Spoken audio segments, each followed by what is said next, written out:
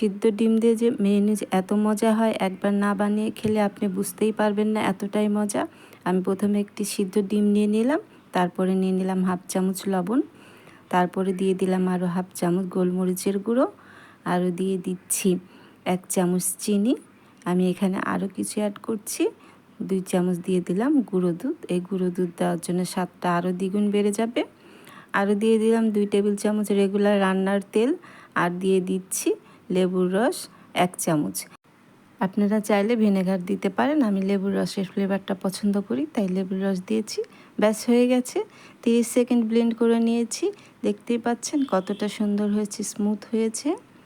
এটা অবিশ্বাস্য, একবার না করলে আপনারা বুঝতেই পারবেন না যে সিদ্ধ ডিম দিয়ে মেয়োনিজটা এতটাই মজা হয়।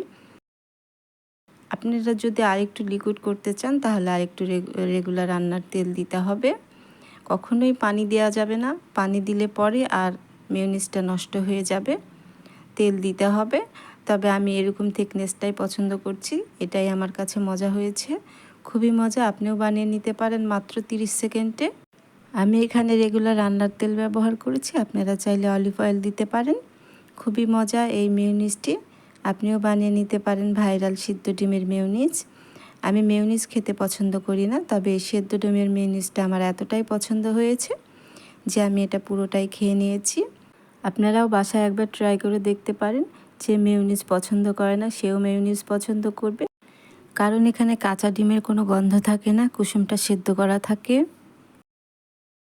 আশা করছি আজকে আমার রেসিপিটি ভালো লেগেছে। রেসিপিটি ভালো লাগলে অবশ্যই চ্যানেলটি সাবস্ক্রাইব করবেন ও পাশে থাকা বেল বাটনটি অন করে দেবেন। আর আমার ফেসবুক পেজটি অবশ্যই ফলো দিয়ে রাখবেন। ভালো থাকবেন সবাই, আল্লাহ হাফিজ।